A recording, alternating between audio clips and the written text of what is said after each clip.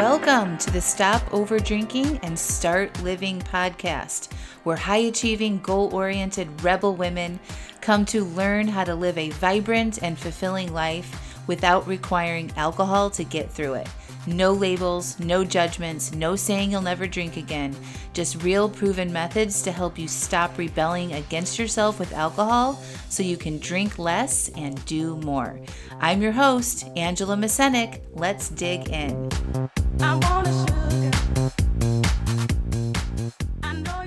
Welcome to episode 392, Trusting Your Intuition. Hello, hello, hello. Hola, hola, hola. Welcome back to the podcast. So I was thinking about intuition today on my morning walk with Jackie Poo in Hardem de Estrella, which is a beautiful, gorgeous, lush park that's about 6-minute walk from my house in the Magic House. And it brought me to the story of the Magic House, actually. And it all came back to me listening to a feeling that I had in my body last fall. And it was a feeling that I could have easily ignored. And it's a feeling that for most of my life, I actually did ignore or tried to douse with alcohol or eat my way through. So today I want to talk to you about intuition, what it actually is, what science says about it, and why it might be hard for you to hear it, especially if you're someone who has spent years over drinking. And I'm going to tell you the whole story of how this one decision of me paying attention and listening to my feelings and what my body was telling me led to the biggest, most magical thing in my business to date. Okay, so I want to take you back to last fall. And as you know, if you've been following me along on this epic story of this big move and creation of the Magic House, my friend and I, Sarah Trapkis, had a trip planned to come to my family's apartment in Lisbon last fall. Initially, it was supposed to be for 2 weeks. We were going to come to our apartment in Lisbon, which at that point was just basically sitting empty and furnished. My family and I had come over the summer and set it all up after that big move fell apart. So we had this beautiful apartment just waiting. You know, we're paying rent on it. I can't sublet it. And so we're like, let's go and have a retreat. So we decided that that's what we wanted to do. And we wanted to do some business planning, some spiritual work. We wanted to do some of our own special things together. We had decided to do a week in Lisbon, then take a road trip down to the south of Portugal in the Algarve, and then drive over to Spain to visit another mutual friend who had just moved to Spain for a few days and then drive back. So 2 weeks total. On paper, that idea sounded amazing, like a dream trip. But I want to give you the full context. I had just come out of the most stressful periods of my entire life. That summer that we decided to move to Portugal and we sold our family home, in the very last minutes, 2 weeks before we were supposed to move as a family, that fell apart because we couldn't get our visas. So we decided to come as a family anyway for a month and set up our apartment that we signed for and paid rent on. And so we went back, came and spent a summer or a month here. And then we had to set up our new place that we had to rent last minute back in Chapel Hill. And it was just a lot, right? It was very, very stressful. If you want to go listen to the story, there's a whole story on it on another episode. On top of that, I was planning on going to Greece for my friend Josh's 50th birthday. So this trip that Sarah and I had planned was after that trip to Greece. There's one thing I need you all to notice. Every single one of those things is awesome. I was planning a trip with one of my closest friends. I had this cruise with one of my other closest friends in Greece, an apartment in Lisbon, and we would call these champagne problems, right? This is the kind of stuff we say yes to automatically because how can you say no? Like these are all super circumstances and decisions that we chose. Like this isn't just happened to us, and it's still very stressful, okay? I hope that sounds familiar and you can resonate with that. So as the trip got closer, something I noticed how I was feeling because I'm very in tune with my emotions. And I felt stressed about it, like very torn and pulled. And there was this uneasiness sitting, in my chest, and I was anxious and I was kind of dreading it. And I thought about being gone for 2 weeks. And Like it was just so much uncertainty in a short amount of time that was super stressful. I was not feeling excited about it. And I just need to pause here because what that intuition actually feels like. So that's the intuition, is that anxiety. It's rarely like, aha, this is what you should do. It's like not saying, oh, you should think about it this way. It's usually a heaviness, an uneasiness, a warning signal. I remember one time, I think I've shared this with you before, but I was lifting weights and I had just pulled my back out and I was better, but I went and the trainer added heavier weights to the barbell and I was doing deadlifts, and a little voice inside my head was like, that's going to be too much, and I ignored it and then I pulled my back out again, right? So it's usually a warning sign, a little contradiction in your body when you think about the thing, some sort of like a tightness or some soft, very gentle whisper like, this is too much. So here's what the old me would have done and a lot of what you guys do. So the me who overdrank for 20 years would have pushed through that. I wouldn't have even thought that there could be an option of changing the plan. I would have told myself, you committed, Sarah's counting on you. You're so lucky to even have this trip. Stop being ridiculous. You should be excited. And then I would have gone and I would have been depleted the whole time, and I probably would have been resentful, and I probably would have needed a vacation from my vacation. And if it was really the old me, I would have drank my way through that and no magic would have happened. Okay, so how many of you guys have done exactly that? But here's what I did instead. I actually told Sarah. I said it out loud. I told her that I was feeling uneasy. And like I did it in this very like I'm gonna dip a toe in the water. I was like, how are you feeling about being gone for 2 weeks? Because she's got 3 kids too and a full dynamic life and a lot of different things going on. And she, there was things going on for her too. And I was like, how are you feeling about it? And she's, very good about knowing her own feelings and stuff. And so she responded, and then she asked me, and I told her, I just was like, I don't know, blah, blah, blah. And then she asked me a question. And I actually want you guys to write this down. I mean it. Pause this and grab a pen. She said, if you weren't worried about how I would feel, what would you do? And I could trust her. So this is somebody I've been friends with a long time. And I knew that I could tell her the truth, and it wouldn't mean that anything would even have to change, that I could just share how I was feeling. And the answer literally came out of me. I said I would only go for a week. And I would drop the Spain part and the south of Portugal part. And that's what I told her. I didn't even have to think about it. That knowing was already there inside of me, sitting in my body, waiting for me to release it. The only thing covering it up was worrying about potentially disappointing my friend and changing the plans last minute. So this is a thing also that I want you guys to pay attention to in this podcast episode. So often we say, I don't know what I want, or I can't tell what my gut is saying. But the knowing is usually right there. It's just buried under our conditioning and maybe some layers of managing everybody else's conditions or feelings and not disappointing people. So it could be your husband's feelings, your kids' feelings, your friend's feelings, your mom's feelings. So take the worry about how they'll feel, and the answer, that warning flag, will come up in about a second. So we changed the plan. I actually changed the plan. She didn't change her plan. She was still going to come for 2 weeks, and she was still able to stay in my apartment. My husband was actually coming and could help her and, keep the apartment open for her. So I changed my plan. 1 week, Lisbon only, and Sarah was 100% fine. More than fine. And I love about having authentic relationships with people.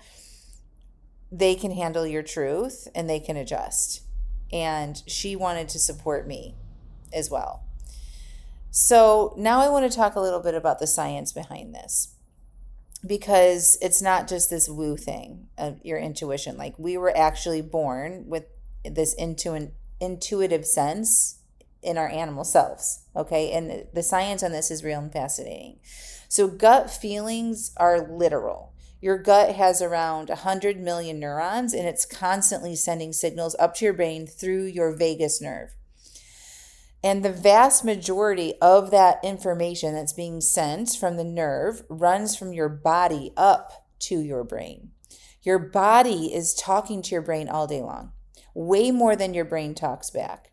So when you're feeling something in your gut or your chest before you can explain it, that's the real information arriving. Okay, so it's like listening to your body. And I know I talk about this so much, but so many of you don't practice it. You stay in your head and you're paying attention to what you're thinking versus your body. So the other part of this is researchers have studied when intuition is actually reliable. And the answer is it's most trustworthy in areas where you have tons of experience and lots of feedback over time. So, for example, a veteran nurse who senses a patient is in trouble before the monitors show anything, they trust that. And this is actually really fascinating for me.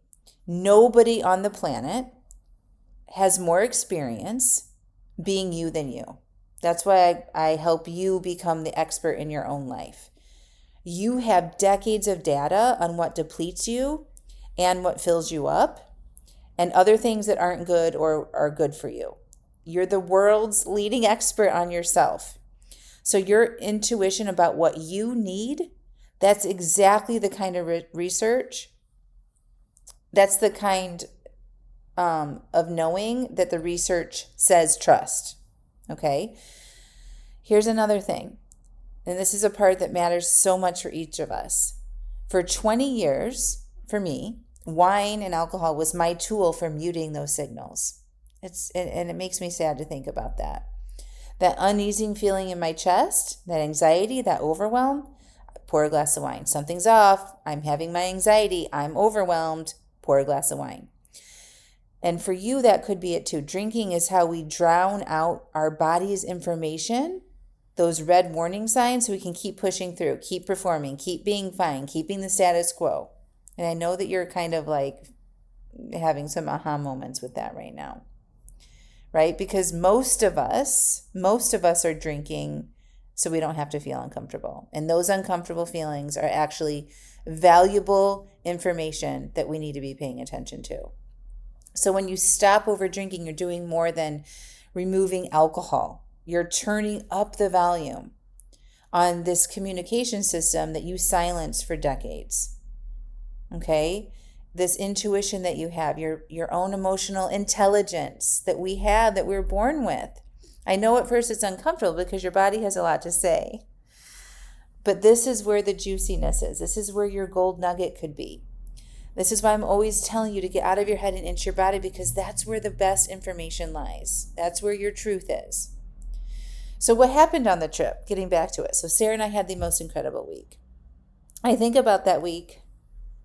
I'm very emotional thinking about my friends. They're so valuable to me, and I appreciate them so much. I love them, and I love Sarah, and she has been such a wonderful addition to my life since I quit drinking. I met her in coach training, and we've been friends with ever since. She's also sober. She does this deeper work. She's intuitive. She's amazing.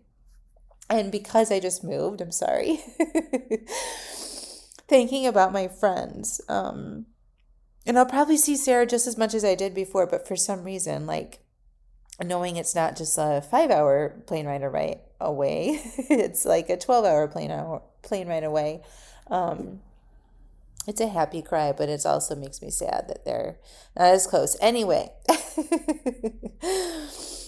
So we had the most beautiful week. We coached together. Sarah guided me through some beautiful spiritual work, helped me feel into my intuition about what I wanted for next year in my business. I did some planning. I made some big decisions. And at the very end of that trip, the idea for a retreat, specifically having my own retreat center in the Magic House, came through. The thing that I had no idea that was coming. I didn't know when I went there, or that when we were moving here, that I would be, I'm sitting in the Magic House right now recording this episode. So it's still very surreal for me. I didn't know that would happen and how that would change almost the entire direction of my business and my family's life. So here's where I want to be really honest with you, because I refuse to sell you fairy tales. I can't promise you that following your intuition guarantees some magical la la land outcome, okay? That would be making shit up. Here's what I want you to hear me on. Following your intuition keeps you in the right relationship with yourself. And that right relationship with yourself is where the good stuff grows. So you give yourself the right conditions and say yes to things that feel good for you, no that to things that don't. Ideas like the magic house can only come through when there's those right conditions, right? Like your soil is nourished. And so a maxed out nervous system and overwhelm and stress, 2-week trip and an overpacked itinerary, that's not where my juicy creative ideas are going to flow, right? That's just me surviving. So the version of me who potentially could have pushed myself through that 2-week trip to avoid disappointing a friend, she wouldn't have gotten the idea for the magic house and felt into that. She'd be too busy performing and pushing through, right? And probably numbing out with excess food or other things, and maybe alcohol, right? But the idea that did come only came because I listened to my intuition about what I needed in that time. And I was rested and present, and I was open. And I had this like fertile soil within me that helped this idea flourish. That's what honoring your intuition does. Okay? It makes you available for the better things. So this is what I want to invite you to think about and reflect upon this week. Where in your life right now is there a quiet something's off that you've been overriding? Maybe it's commitment on your calendar that makes your chest tight. Maybe it's a relationship. Maybe it's drinking itself and that whisper underneath the wine that's been trying to get your attention for years. Like how is not following your knowing that you know about alcohol, how is that affecting you right now? What is ignoring your intuition? You all know. If you got quiet right now and said, what do I know about my relationship with alcohol that I'm not paying attention to? You will know the answer. How is ignoring that affecting you in your life? What is that costing you? Imagine if you did follow that intuition and paid attention to it and honored it, what that could create for you. And then ask yourself the question that Sarah asked me. If you weren't worried about how anybody else would feel, what would you do? Could be about alcohol, could be about a relationship, an outing. Notice how fast that answer comes. I love in Alive AF and even with my private clients and whatnot, people say I had this on the plan and we're constantly working on this stuff. Like, don't overstretch yourself. Allow spaciousness in your life. You need rest, right?